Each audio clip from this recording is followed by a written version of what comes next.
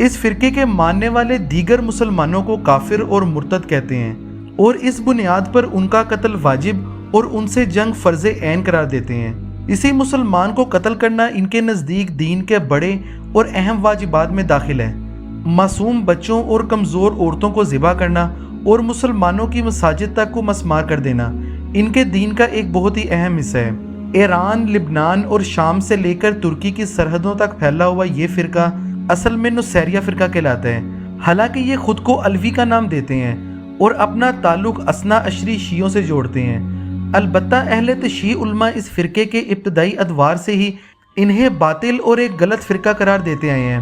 اس فرقے کا بانی محمد بن نصیر النمیری نام کا ایک شخص تھا جو 9ویں صدی عیسوی میں پیدا ہوا۔